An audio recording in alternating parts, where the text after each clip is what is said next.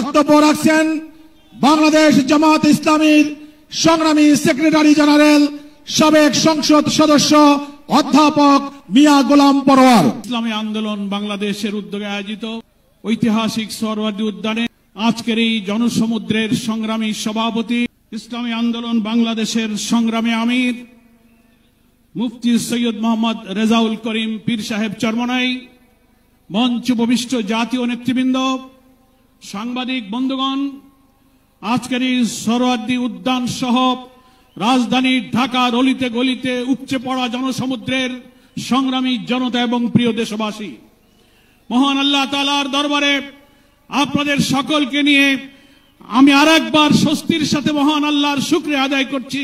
আলহামদুলিল্লাহ। বাংলাদেশের ইতিহাসে, রাজনীতির ইতিহাসে আজকের দিন এক ঐতিহাসিক দিন। মুসলিম উম্মার নেতৃত্ব দানকারী দেশপ্রেমিক সকল ইসলামী দল, ব্যক্তিত্ব, স্কলারদের মধ্যে ভিন্নমত থাকা সত্ত্বেও আজকে একটি ঐতিহাসিক ঐক্যের যে পরিবেশ এবং সম্ভাবনা দেখা দিয়েছে, সৈয়দ মোহাম্মদ রেজাউল করিমের আহ্বানে আজকের ঐতিহাসিক মঞ্চে যারা বসে আছেন তারাই হচ্ছে এই ঐক্যের মহাকাণ্ডারী। নির্বাচন কমিশনের প্রধানকে আমি বলতে চাই, আজকের এই সমাবেশ থেকে, এই জনসমুদ্র থেকে এই বার্তা যদি আপনারা বুঝতে ভুল করেন, পিওর পদ্ধতি ছাড়া নির্বাচন বাংলার মানুষ গ্রহণ করবে না। আমি প্রধান উপদেষ্টা, নির্বাচন কমিশনার সকলকে বলবো, পরিষ্কার বলতে চাই, আপনি সোজা থাকবেন। আমরা আমাদের জন্য কোন দলের জন্য আপনার পক্ষপাতিত্ব চাই না। 2000 ছাত্র জনতার জীবন, হাজার হাজার মানুষের রক্ত, 17-18 বছরের মানুষকে ফাঁসি, অত্যাচার, জুলুম, রিমান্ড, ক্রসফায়ার দিয়ে আলে বলবো পীর মাশায়েখদের যে নির্বাচন করেছেন, সেই সংগ্রাম আমরা ব্যর্থ হতে দেব না। দিল্লিতে বসে দিল্লির তাবেদার শেখ হাসিনা এই বাংলাদেশকে আবার উস্কানি দিয়ে ভারতের সেবাদাসে পরিণত করার ষড়যন্ত্র করছে।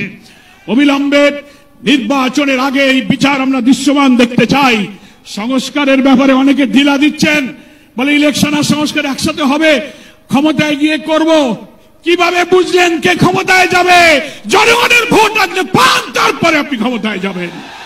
স্থানীয় সরকার নির্বাচন আগে দিতে হবে। জুলাই সনদ এবং ঘোষণাপত্র অবশ্যই জুলাই বিপ্লবের বার্ষিকী আমরা 1 তারিখ থেকে 8 আগস্ট পালন করব। এর মধ্যেই জুলাই সনদ এবং জুলাই ঘোষণাপত্র আপনাকে বাস্তবায়ন করতে হবে।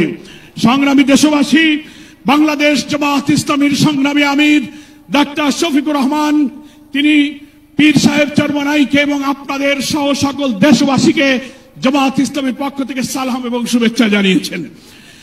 তিনি জাতীয় ঐক্যের জন্য যে ঐতিহাসিক ভূমিকা রেখে চলেছেন, আমি মনে করি চরমনাইয়ের পীর সাহেব সেই চেষ্টার ক্ষেত্রে একটি গুরুত্বপূর্ণ ঐতিহাসিক উদারতা, অবদান, মহব্বত রেখে ইতিহাসের একটি স্রষ্টা হয়ে তিনি থাকলেন।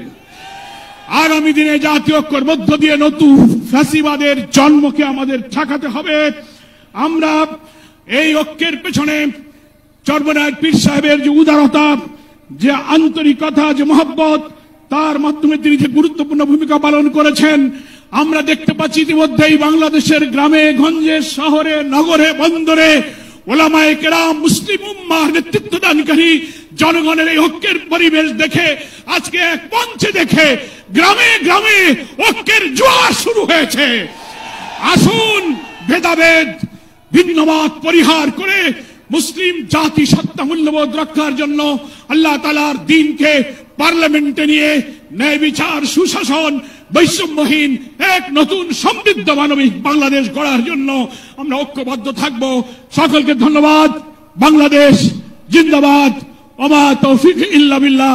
আসসালামু আলাইকুম ওয়া রাহমাতুল্লাহি ওয়া বারাকাতুহু।